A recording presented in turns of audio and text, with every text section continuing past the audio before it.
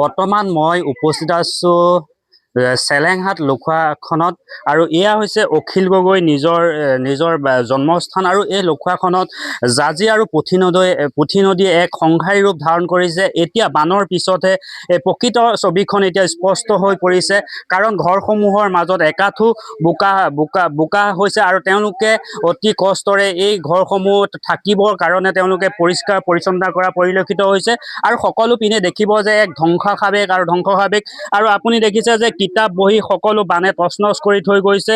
আপুনি ইয়াত দেখিছে যে এইসমূহ শৈক্ষিক জীৱনৰ যি মাপকাঠি, সেই মাপকাঠিসমূহ এই বলিয়া বানে নিমিষতে শেষ কৰি গৈছে আৰু আপুনি দেখিব পাৰিব যে এইসমূহ আচবাব এই বলিয়া বানে ধ্বংস কৰি থৈ গৈছে আৰু সকলো পিনে এক বিভীষিকাময় ছবি।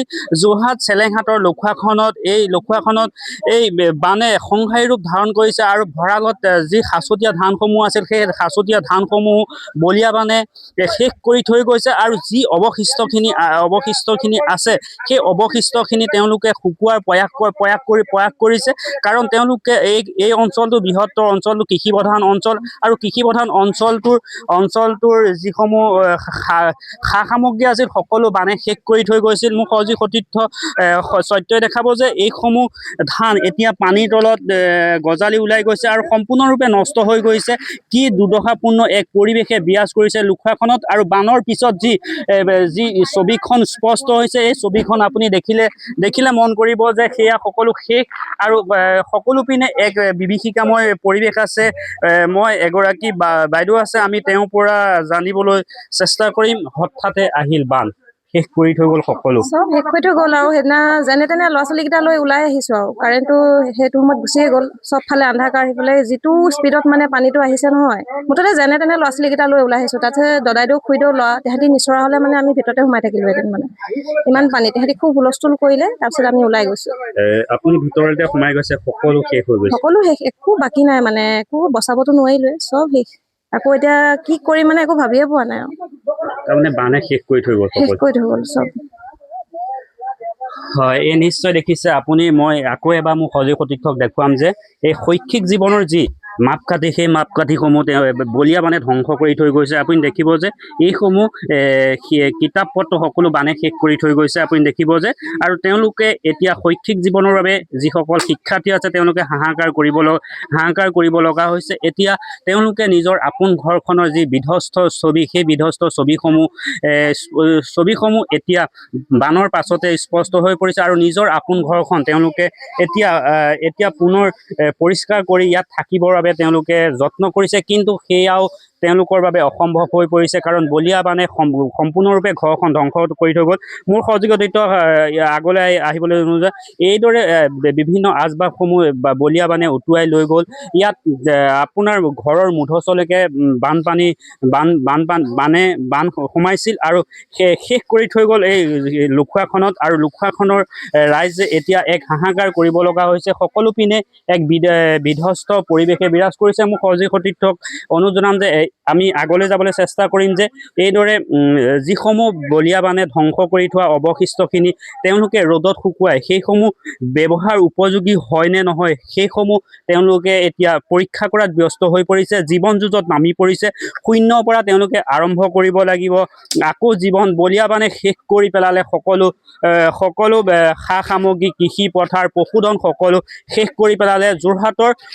যোৰহাট জিলাখনৰ 200ৰো অধিক গাঁও জাঁজি, পুঠি নৈ, ভোগদৈ নৈ আদিয়ে শেষ কৰি থৈ গ'ল। এয়া দেখিছে যে বিভিন্ন আচবাবসমূহ এনেদৰে তেওঁলোকে ৰ'দত শুকুৱাই ব্যৱহাৰ উপযোগী কৰি তুলিবলৈ প্ৰয়াস কৰিছে, কিন্তু তেওঁলোকে সেয়া চেষ্টা কৰিছে যদিও কিমান সফল হ'ব সেয়া অনাগত দিনসমূহতে দেখিবলৈ পাব যে এতিয়া বানাক্ৰান্ত ৰাইজে শূন্যৰ পৰা তেওঁলোকে জীৱন আৰম্ভ কৰিব লাগিব।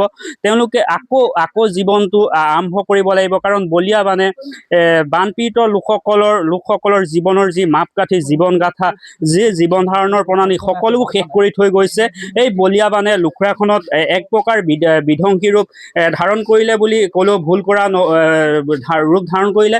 আৰু আপুনি দেখিব যে গোটেইসমূহ বোকাময় এক পৰিৱেশে বিৰাজ কৰা দেখিবলৈ পোৱা গৈছে। লুখুৰাখনত আপুনি বানৰ পিছত যি বিভীষিকাময় ছবি, সেই বিভীষিকাময় ছবিসমূহে আপোনাক কন্দুৱাই তুলিব। কাৰণ বলিয়া বানে সকলো শেষ কৰি থৈ গৈছে। যিসমূহ অৱশিষ্ট থাকি গ'ল, সেই অৱশিষ্ট সা সম্পত্তিখিনি তেওঁলোকে ৰ'দত শুকুৱাইছে ব্যৱহাৰ উপযোগী কৰিবলৈ। কিন্তু সেই সামগ্ৰীসমূহ ব্যৱহাৰৰ বাবে কিমান উপযোগী হয় সেয়া সময়তহে লক্ষণীয় হ'ব। আৰু এক প্ৰকাৰ ক'বলৈ গ'লে জাঁজি, পুঠি নৈয়ে চেলেংহাটৰ এই লুখুৰাখনৰ লগতে বিভিন্ন অঞ্চলত এক প্ৰলয় সৃষ্টি কৰি থৈ গ'ল। আপুনি দেখিব যে এই বানে য'তে ত'তে সকলো সামগ্ৰী এনেদৰে চুৰমাৰ কৰি থৈ গৈছে। আকৌ তেওঁলোকে শূন্যৰ পৰা জীৱন আৰম্ভ কৰিব লাগিব।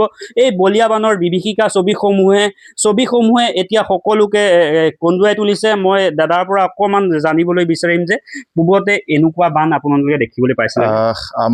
মোৰ আজি প্ৰায় 50 বছৰ হ'ব হ'ল, আমি এনেকুৱা দেখা নাই। আৰু আমাৰ দাদাইদেউ সেইটো প্ৰায় 70-80 বছৰ হ'ল, তেওঁলোকে কৈছে 100 বছৰমানলৈকে এনেকুৱা ধৰণৰ কোনো তাৰমানে তেওঁলোকৰ নজৰত নাই, বা আমাৰ মানে জনাৰ কোনো হেৰি নাই, আমি জনা নাই।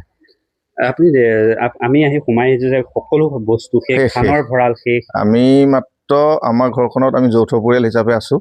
আমি 12টা প্ৰাণী খুব 10 মিনিটৰ ভিতৰত আমি পাইছোঁ। 10 মিনিটৰ ভিতৰত বাচিছে।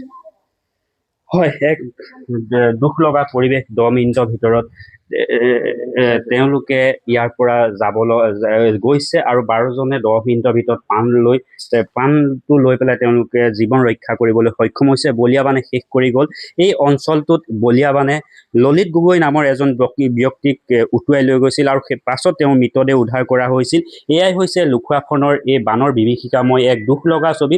সকলো পিনে এক বিধ্বস্ত পাই ছবি পৰিলক্ষিত হৈছে। এয়াই হৈছে লুখুৰাখন। আৰু মোৰ সহযোগী সতীৰ্থক অকণমান আগলৈ আহিবলৈ মোৰ অনুৰোধ জনাম যে এতিয়াও যিখিনি ধান তেওঁলোকৰ মজুত কৰি ৰাখিছিল বছৰেকৰ বাবে, সেইসমূহ এতিয়া শেষ হৈ গৈছে।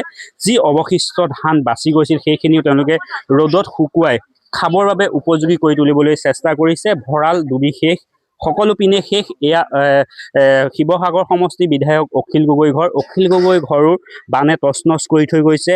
সকলো সামগ্ৰী বানে উটুৱাই লৈ গৈছে। এয়া হৈছে লুখুৰাখনৰ এক দুখ লগা পৰিৱেশ। আৰু বানৰ পিছত স্পষ্ট হৈ পৰিছে যে বানে কিদৰে বিভীষিকা সৃষ্টি কৰিছিলে, কিদৰে মানুহৰ জীৱন গাথা সলনি কৰিছিল, কিদৰে মানুহক দুৰ্যোগৰ মাজলৈ ঠেলি লৈ গৈছিল। আৰু তেওঁলোকে কৈছে যে 50 বছৰ আমাৰ হৈ গ'ল, আমি কোনো এনেকুৱা ধৰণৰ বান দেখা নাই। এয়াই হৈছে মৰিয়নি সমষ্টি বৃহত্তৰ চেলেংহাট লুখুৰাখনৰ এক বানৰ পিছত এক দুখ লগা পৰিৱেশ।